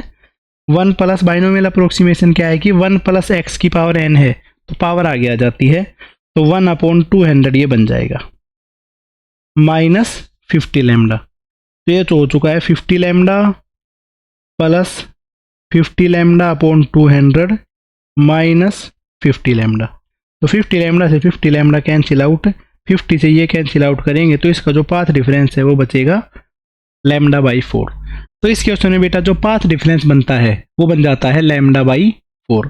प्रॉपर तरीके से इजी स्टेप्स निकाल के हमने इसकी कैलकुलेशन करी है। ठीक है, अब बेटा इस केस में जो फेज डिफरेंस है वो बन जाता है 2π/λ इंटू डेल्टा एक्स। तो 2π/λ, डेल्टा एक्स है भाई λ/4, तो ये बन जाता है π/2। तो फेज डिफरेंस है वो आ गया है π/2। इंटेंसिटी है उसको लिख देंगे maximum intensity, maximum intensity into cos square of π/2। Maximum intensity है I0 कोस 45 डिग्री पाई/4 बन जाएगा, 5/2 होता है तो पाई/4 बन जाएगा। कोस पाई/4 1/2 है, 1/√2 है, उसका स्क्वायर करेंगे तो I0/2। ये अपने पास में इंटेंसिटी का जो आंसर है वो बन जाता है। ठीक है, तो बेटा नीट का ही क्वेश्चन है, इस तरीके से करना था, सारे स्टेप बाय स्टेप किया है। ऐसे क्वेश्चन ऑलरेडी भी इससे पहले वाला भी इसी तरीके का ही क्वेश्चन था, तो वो कर चुके थे, तो ज़्यादा कुछ दिक्कतों वाली बात नहीं है। ओके, नेक्स्ट अपने पास में इस पे बेस्ड एक टॉपिक है जिसको लिखते हैं angular fringe width. Angular fringe width, angular fringe width है उसको लिखा जाता है अल्फा से, कि भाई फ्रिंज है वो एंगुलरली कितनी सी वाइड है, इस चीज को डिफाइन किया जाता है बेटा एंगुलर फ्रिंज विड्थ। ठीक है, लो तो बेटा डेफिनेशन लिख देता हूं, the angular separation between to consecutive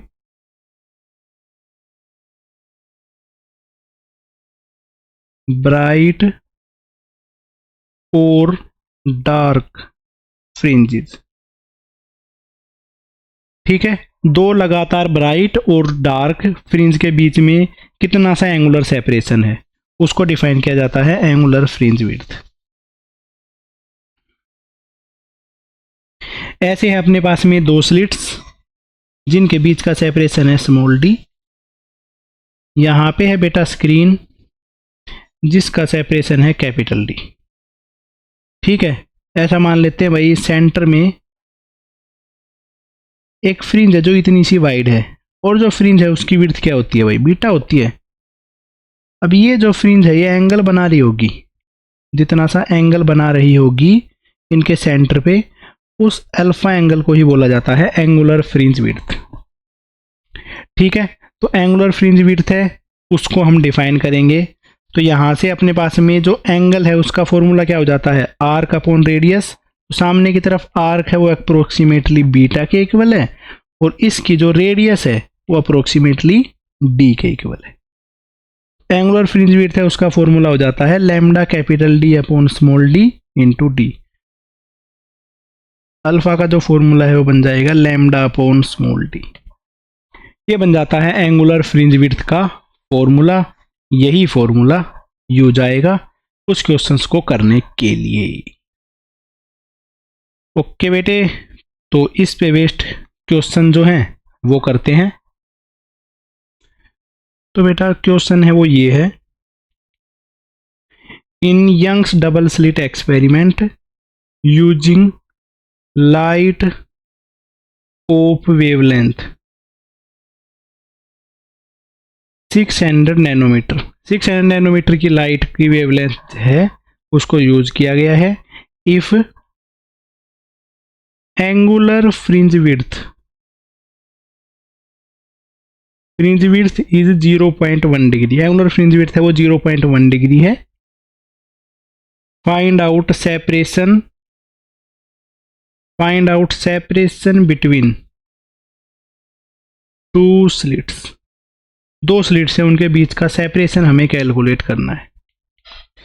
तो बेटा एंगुलर फ्रिंज विड्थ है उसका फॉर्मूला क्या आ गया है, एंगुलर फ्रिंज विड्थ है उसका फॉर्मूला जो है वो निकल के आया है lambda upon small D. Okay, अब हमें इसमें क्या कैलकुलेट करना है, डी कैलकुलेट करना है, लैम्डा अपॉन अल्फा। लैम्डा जो वेवलेंथ है उसकी वैल्यू है 600 नैनोमीटर। ठीक है, और एंगुलर फ्रिंज विड्थ है बेटा उसकी एसआई यूनिट जो है ना वो डिग्री नहीं होती है, रेडियन होती है। तो 0.1 इंटू पाई/180। ठीक है, तो बस ये चीज लिखनी थी ताकि उसको डिग्री में ही तुम ना लिख लो, इस चीज को समझाने के लिए इस क्वेश्चन को मैंने चूज किया है। इसका जो आंसर बनता है वो बनेगा 0.34 mm। ओके, बस इतना सा ही इसका आंसर है। अगला अपने पास में एक क्वेश्चन है, उस क्वेश्चन को करते हैं। तो बेटा जो नेक्स्ट क्वेश्चन है वो है ये, in Young's double slit experiment the separation D between the slits is 2 mm। Slits के बीच का जो सेपरेशन है वो है 2 mm। The wavelength lambda of light this and distance d between the screen is 100 centimeter. It is found that angular width of fringe is 0.20 degree. जो angular fringe width है उसकी वैल्यू है 0.20 degree. To increase angular fringe width to भी 0.20 degree, lambda और D है उसको same रखना है. Separation between slit need to be change to, slits के बीच में कितना सेपरेशन करना पड़ेगा. तो बेटा एंगुलर फ्रिंज विड्थ है उसका फॉर्मूला क्या होता है, लैम्डा बाई टी. यहाँ से क्या पता चला, alpha is inversely proportional to D. जो अल्फा है वो डी के इनवर्सली प्रोपोर्शनल है, तो क्या बन जाएगा, alpha 1 upon alpha 2 is equal to D2 upon D1. पहले जो एंगल था वो था 0.20 डिग्री, बाद में हो गया है 0.21 डिग्री. पहले जो सेपरेशन था उनके बीच में उसकी वैल्यू थी 2 mm, बाद में जो सेपरेशन है वो है D2. अब इस चीज़ को यूज करके D2 ही कैलकुलेट करना है. D2 की वैल्यू हो जाएगी 0.20 इंटू 2 mm अपॉन 0.21. डिग्री से डिग्री काट दिया है. इस चीज़ को सोल्व करते हैं तो बेटा जो अपना D2 है उसकी वैल्यू आ जाती है 1.9 मिलीमीटर. बस ये हो जाता है इसका आंसर. ठीक है, तो इस क्वेश्चन को, इस वीडियो को पॉज करके क्वेश्चन को लिखो, फिर इससे अगला जो टॉपिक है वो करते हैं.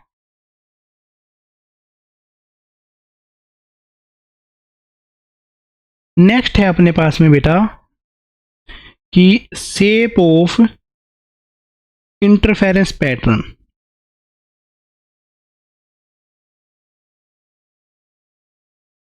जो इंटरफेरेंस पैटर्न है उसकी शेप किस तरीके से होती है.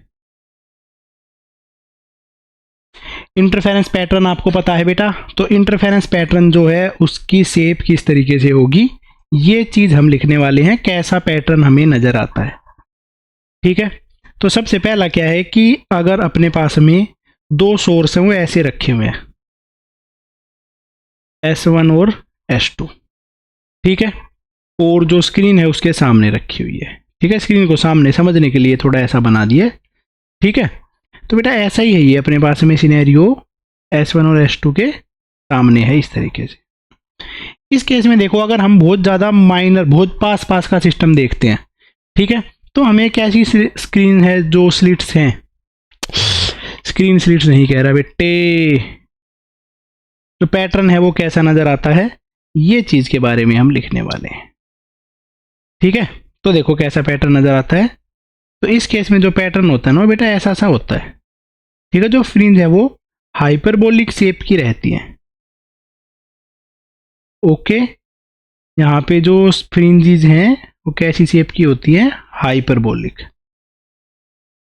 अब क्योंकि हमें एक बहुत छोटे से रीजन का ही पैटर्न नजर आता है, इतनी से रीजन का ही पैटर्न नजर आता है. ठीक है, तो हमें ऐसा लगता है कि वो पैरेलल लाइन है. ठीक है, बट एक्चुअल में जो शेप है वो कैसी रहती है, हाइपरबोलिक. ठीक है, इसके बाद में है नेक्स्ट, अगर अपने पास में पैरेलल दो स्लिट्स हैं तब उस केस में कैसी शेप रहेगी वो हम करने वाले हैं. ये है बेटा अपने पास में स्क्रीन. ठीक है, स्क्रीन से सेंटर से अगर मैं एक ऐसी लाइन ड्रॉ करूं, ठीक है, ऐसी लाइन अगर मैं ड्रॉ करूं तो इस पे एक सोर्स, दूसरा सोर्स, S1 और S2 दो सोर्स हैं. ठीक है, तो ये अपने पास में 3D व्यू बना देता हूं इसका, ताकि आपके समझने के लिए थोड़ा सा इजी हो सके. ओके बेटा, यहां से देखो कैसी कैसी अपने पास में शेप बन रही होगी. ये है इसका सेंटर, ये इसका सेंटर.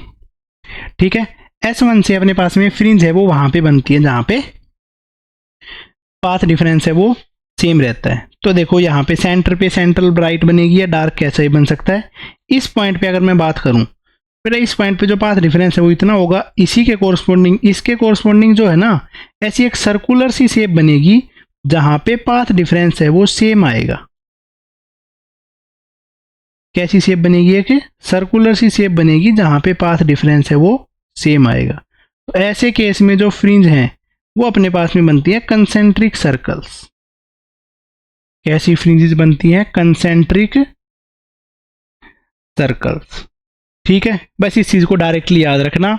सामने सामने दोनों स्लिट रखी हैं तो कंसेंट्रिक सर्कल, और ऊपर नीचे दोनों स्लिट्स रखी हैं तो उस केस में अपने पास में हाइपरबोलिक फ्रिंजेस बनती हैं। तो दोनों टाइप की जो फ्रिंजेस हैं उनके बारे में हमने लिख लिया है। अच्छा, तो बेटा इसके बाद में जो नेक्स्ट कंसेप्ट है वो लिखते हैं। ये अपने पास में है, नोट करके। चलो तो बेटा एक क्वेश्चन ही आ गया, इससे वेस्ट इस क्वेश्चन को कर लेते हैं, नोट को उसके बाद में लिखते हैं। ठीक है, क्योंकि नोट तो लिखना ही है, पहले इस क्वेश्चन को कर लेते हैं। देखो, shape of interference fringes formed on the screen due to a point source. ठीक है, इस केस के अंदर में स्क्रीन यहाँ पे रखी है, एक पॉइंट सोर्स है जो कि मिरर से x डिस्टेंस पे है और मिरर स्क्रीन से है y डिस्टेंस पे। ओके बेटा, एक ही अपने पास में सोर्स है, बट अगर मिरर है तो मिरर से इसकी इमेज बनेगी और इसकी इमेज बनेगी, उसको मैं बोल देता हूँ P1। तो अपने पास में बेटा कितने से सोर्स बन गए हैं? 2 सोर्स बन गए हैं। तो उस केस में अगर दोनों सोर्स हैं और दोनों सोर्स सेम ही लाइन के अलोंग में हैं तो कैसी फ्रिंज बनती हैं? इस केस में सर्कुलर फ्रिंजेस बनती हैं। ये इसका आंसर हो जाता है। ठीक है, तो इस केस में जो फ्रिंज है उनकी शेप क्या रहेगी? सर्कुलर रहेगी। ओके, तो अब जो नोट लिखने वाले थे उस नोट को यहां पे लिखते हैं। नोट क्या है कि अगर हम यंग्स डबल स्लिट एक्सपेरिमेंट के सेटअप को वाटर में रख देते हैं तो उस केस में क्या होगा? If we put Young's double slit experiment inside a liquid, किसी लिक्विड में रख दिया है या वाटर के अंदर में हमने रख दिया है, तो बेटा उस केस में क्या होता है, किसी भी फ्लूइड के अंदर में रख देते हैं ना, तो उस केस में वेवलेंथ है वो चेंज हो जाती है, और वेवलेंथ चेंज होकर क्या बन जाती है? Lambda upon mu. पहले अगर वेवलेंथ लैम्डा थी तो अब चेंज होके क्या बन चुकी है? Lambda upon mu. ठीक है, ऑल्सो जो फ्रिंज विड्थ है बीटा, उसका फॉर्मूला क्या था? Lambda D by D. ठीक है, अब जो है फ्रिंज विड्थ उसको लिखा जाएगा बीटा डैश से, तो हो जाएगी lambda D upon mu D. तो जो फ्रिंज विड्थ है उसकी वैल्यू हो जाती है बीटा अपॉन म्यू। अगर इस सेटअप को हम किसी फ्लूइड में प्लेस कर देंगे या किसी लिक्विड में प्लेस कर देंगे तो अपने पास में जो फ्रिंज विड्थ है वो म्यू टाइम से कम हो जाती है, तो फ्रिंज विड्थ बिकम लेस या fringe width decrease. Fringe width decreases. इस पैटर्न को अगर हम किसी के अंदर, किसी फ्लूइड के अंदर में या लिक्विड में रख देंगे तो उससे जो फ्रिंज विड्थ है वो डिक्रीज हो जाएगी। और अगर फ्रिंज विड्थ डिक्रीज हो गई है, फ्रिंज अब पतली पतली बनने लग गई हैं, तो उस वजह से जो स्क्रीन पे नंबर ऑफ फ्रिंज दिख रही थी वो ज़्यादा हो जाती हैं। ठीक है, so number of fringes on screen increase, become more. Screen के ऊपर में जो हमें कम फ्रिंज दिख रही थी वो फ्रिंज बढ़ के ज़्यादा फ्रिंज आने लग जाती हैं, क्योंकि अब फ्रिंज पतली पतली हो गई हैं, तो पतली पतली हैं तो भाई ज़्यादा नज़र आएंगी, इतनी ही स्क्रीन पे ज़्यादा एडजस्ट हो जाएंगी। बस इतनी सी बात है। चलो इसके बाद में इस पे बेस्ड एक क्वेश्चन करते हैं। ठीक है, in Young's double slit experiment fringe width is 3.9 millimetre. जो फ्रिंज विड्थ है उसकी वैल्यू है 3.9 मिलीमीटर। ठीक है, when the pattern is put into a liquid. अब इस पैटर्न को हमने किसी लिक्विड में रख दिया है ऑफ रिफ्रैक्टिव इंडेक्स 1.3, तो find out new fringe width. इस केस में जो नई फ्रिंज विड्थ है वो हमें कैलकुलेट करनी है। सिंपल सा आंसर है बेटा, फ्रिंज विड्थ का वैल्यू क्या हो जाती है? Original fringe width upon refractive index 3.9 mm है, इसको किससे डिवाइड कर देंगे 1.3 से, तो नई फ्रिंज है वो कितनी mm की हो जाएंगी 3 mm की। वैस इतना सिंपल सा कंसेप्ट है। ठीक है, चलो तो और क्वेश्चन करते हैं इस पे बेस्ड। एक और नोट है बेटा, नोट जिसको कि बोला जाता है ऑप्टिकल लेंथ। ऑप्टिकल लेंथ था बेटा, इसके बारे में पहले जब रे ऑप्टिक्स पढ़ी थी तब भी मैंने बताया था। ठीक है, तो ऑप्टिकल लेंथ है, इसके बारे में लिखते हैं। ठीक है, ऑप्टिकल लेंथ है उसको डिफाइन किया जाता है, वो देखो किस तरीके से। It is the distance travelled by light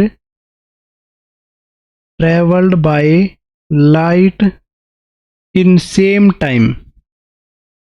same time as it took to travel in a medium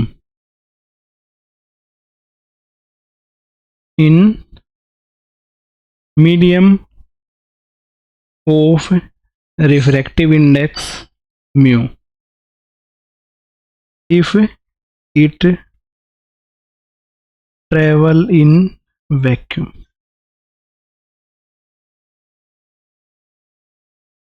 या इसको और थोड़ा सा सिंप्लीफाई लिख लो, light in vacuum in same time it took to travel in medium of refractive index mu. हाँ अब ठीक है, ये है बेटा। ठीक है, थोड़ा सा सिंप्लीफाई करके लिख दिया है। ठीक है, जैसे कि अपने पास में है, ये है कोई ग्लास। ठीक है, इस ग्लास की डिस्टेंस है x और ग्लास है उसका रिफ्रैक्टिव इंडेक्स है म्यू। अगर ग्लास में कोई रे ऑफ लाइट है वो अपने पास में कहाँ से कहाँ तक गई है, ए से लेकर बी तक चली गई है। ग्लास की बजाय बेटा यही रे ऑफ लाइट वैक्यूम में होती तो इतने ही टाइम में थोड़ा ज़्यादा डिस्टेंस ट्रैवल कर पाती, क्योंकि बेटा वैक्यूम के अंदर में इसकी स्पीड म्यू टाइम्स ज़्यादा है तो डिस्टेंस भी म्यू टाइम्स ज़्यादा ही ट्रैवल कर पाती। ठीक है, तो ग्लास में जो इसने x ट्रैवल किया है तो एयर में कितना ट्रैवल कर पाती, mu into x. Optical length है, इसकी वैल्यू हो जाती है म्यू इंटू एक्स। अब बेटा इसकी वजह से एक थोड़ा सा पाथ डिफरेंस आ जाता है, क्योंकि वैक्यूम में म्यू एक्स चलती है, अब इसमें ये चल गई है म्यू। ठीक है, तो इन दोनों की वजह से जो पाथ डिफरेंस क्रिएट हुआ है उस पाथ डिफरेंस को लिख देता हूं the path difference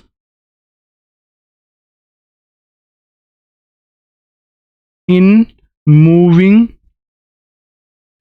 a light in x distance in medium and in vacuum।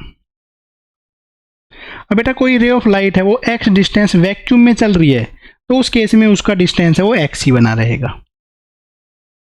ठीक है, बट अगर वही डिस्टेंस किसी मीडियम में चल रही है तो उसके कोरस्पॉन्डिंग वैक्यूम का जो डिस्टेंस है वो तो है म्यू एक्स, तो म्यू एक्स और ओरिजिनल वैक्यूम का डिस्टेंस है वो है एक्स, तो पाथ डिफरेंस क्या हो जाता है म्यू माइनस 1 इंटू एक्स। तो ऐसे करके इस केस में पाथ डिफरेंस है उसको भी लिखा जा सकता है। ऑप्टिकल लेंथ और पाथ डिफरेंस दोनों की दोनों चीजें हमने लिख ली है। अब बेटा इस पे बेस्ट एक दो टाइप के क्वेश्चन आते हैं, वो सारे टाइप के क्वेश्चन हैं वो करते हैं।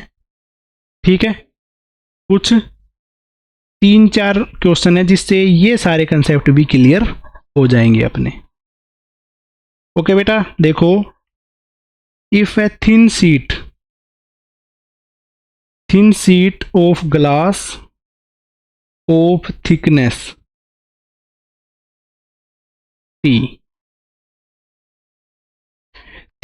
T and refractive index mu is placed in the path of one of wave producing interference, the whole pattern is shifted by।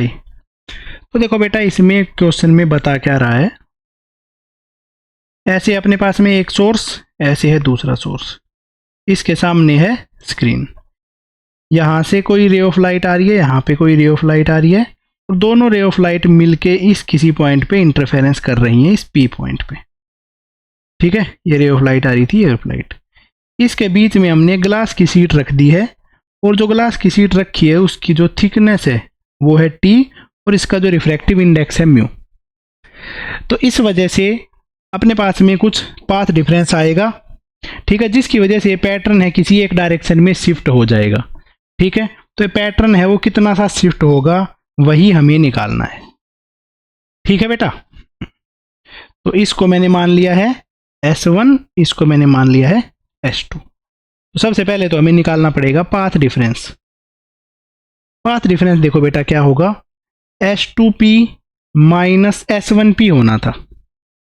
ठीक है, बट एक्चुअल प्रॉब्लम अगर मान लो यहाँ पे कुछ नहीं होता तो इस पाथ डिफरेंस को, इसको क्या बोल देते, S1P।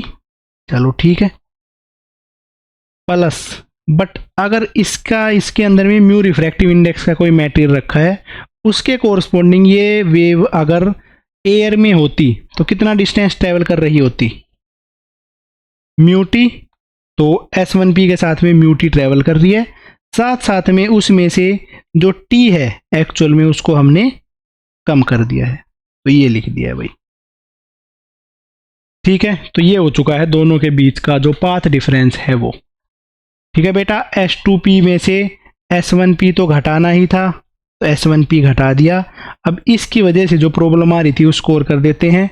इसका जो एक्चुअल में जो डिस्टेंस होता है वैक्यूम में वो होता है म्यू टी, और ग्लास है उसका हमने हटा दिया है, तो ये बन गया है। तो S2P माइनस S1P, इसकी वैल्यू तो क्या बन जाती है, d साइन थीटा, बाकी बचा हुआ क्या है minus mu minus 1 into T. एक तो बेटा d साइन थीटा है वो तो स्टैंडर्ड वाला ही केस है। ठीक है, बाकी है ये। ओके, बिल्कुल अपने पास में क्लियर सा सिनेरियो बन गया है। d साइन थीटा या डबल स्लिट एक्सपेरिमेंट में d साइन थीटा उसको क्या लिखा जा सकता है, dy by capital D minus mu minus 1 into T, ये लिख लिया हमने। Path difference for central maxima, central maxima की पोजीशन हम निकाल लेते हैं। अगर सेंट्रल मैक्सिमा ऊपर की तरफ, मतलब कि सेंट्रल मैक्सिमा जितना शिफ्ट हुआ है उतना ही पूरा पैटर्न शिफ्ट हुआ है, तो बस सेंट्रल मैक्सिमा का शिफ्ट निकाल लेते हैं। सेंट्रल मैक्सिमा है वो delta x is equal to 0, जब 0 पाथ डिफरेंस होता है तब बनता है, बस उसको लिख दिया। 0 is equal to d y upon capital D into mu minus 1 into t. तो म्यू माइनस 1 इंटू टी है, उसकी वैल्यू हो गई है d y by capital D. तो यहाँ से जो y है उसकी वैल्यू आ जाती है mu minus 1 into T into D upon small D. इतना सा जो पैटर्न है वो शिफ्ट हो जाएगा। जो y इज इक्वल टू 0 पे बन रहा था वो y इज इक्वल टू इस लोकेशन पे बनने लग जाएगा। बस इतना सा इस पैटर्न के अंदर में शिफ्ट आता है, यही हमें निकालना था, यही हमने निकाला है। ठीक है बेटा, अगला देखो, इस पे ही बेस्ड जो नेक्स्ट क्वेश्चन है वो लिखते हैं। ये है बेटा अपने पास में next question, on producing thin film in path of one of slit the central pattern is shifted by 1 fringe width.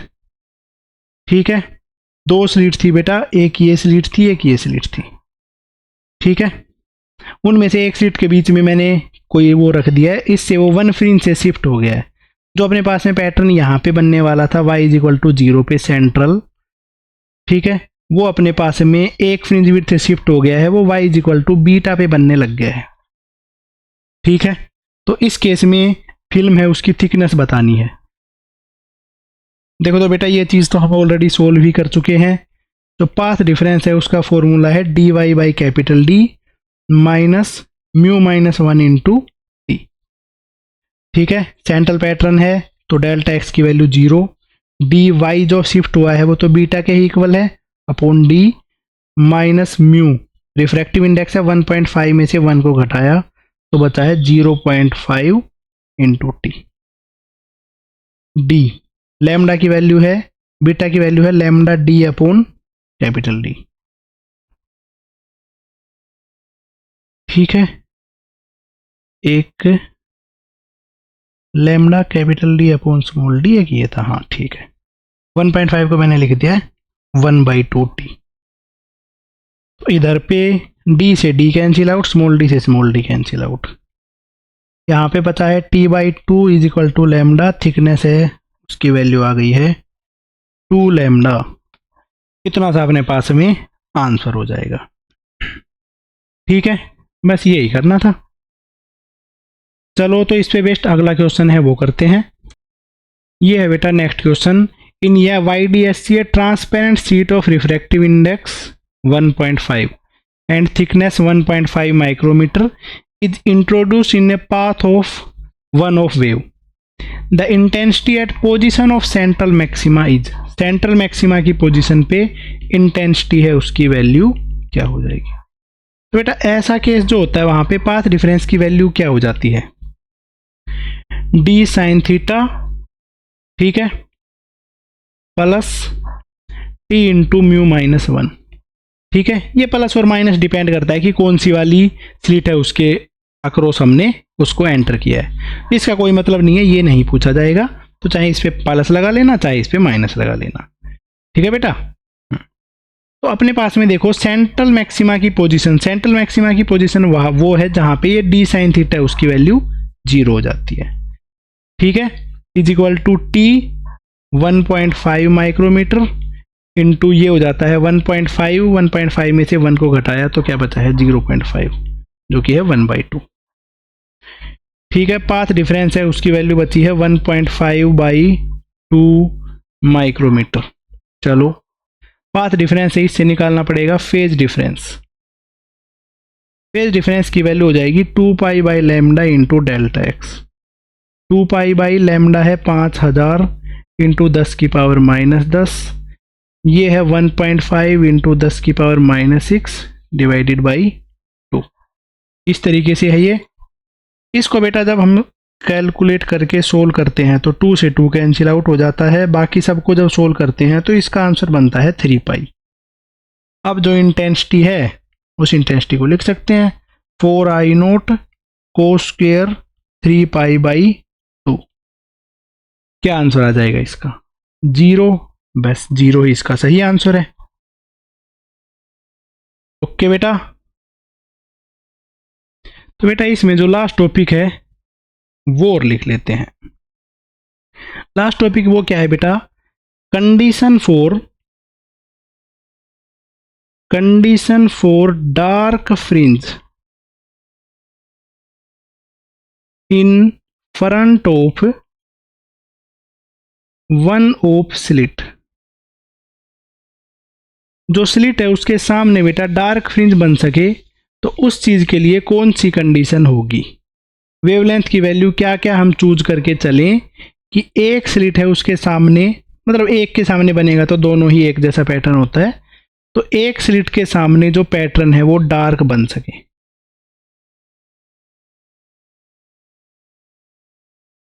ये है बेटा S1, ये है S2, दोनों के बीच का जो सेपरेशन है वो है D। अब हम चाहते हैं कि S1 के सामने ये वाली जो लोकेशन है, ये वाली जो लोकेशन है P पॉइंट की लोकेशन है, इस पे डार्क पैटर्न बन सके। ठीक है, ये S1 के बिल्कुल सामने की जगह है बेटा। ठीक है, दोनों स्क्रीन और स्लिट के बीच का जो डिस्टेंस है वो है कैपिटल D, दोनों स्लिट्स के बीच का जो डिस्टेंस है वो है D। ठीक है, और वही सेंटर से लेकर यहां तक का जो डिस्टेंस है वो क्या बन जाएगा D/2। ओके, यहां पे निकाला जाता है पाथ डिफरेंस जो कि बनता है D sin थीटा, जिसपे कि अप्रोक्सीमेशन लगाते हैं जो कि बनता है D tan थीटा, और थीटा ऐसे सेंटर से लेकर यहां तक बनाया जाता है, इस एंगल को बोलेंगे थीटा। ठीक है, तो इसकी वैल्यू क्या आ जाती है D tan theta. tan theta क्या होता है भाई, perpendicular upon base into D/2, और बेस है D, D²/2D। ठीक है, अब हम चाहते हैं कि वहां पे डार्क बने तो पाथ डिफरेंस यहां से निकाल लिया है, और डिस्ट्रक्टिव इंटरफेरेंस, डिस्ट्रक्टिव इंटरफेरेंस के लिए जो पाथ डिफरेंस है उसकी वैल्यू क्या होनी चाहिए, ओड मल्टीपल ऑफ λ/2। ठीक है बेटा, तो इस चीज को मैंने लिख दिया है फ्रॉम 1 and 2, इक्वेशन नंबर 1 और 2 को अगर आपस में कंपेयर करेंगे तो आ जाएगा d square upon 2d is equal to 2n+1 into lambda by 2। इस चीज़ को रीअरेंज करके यहाँ से लैम्डा की वैल्यू निकाली जा सकती है, जो कि बनती है D square upon 2n+1 into capital D.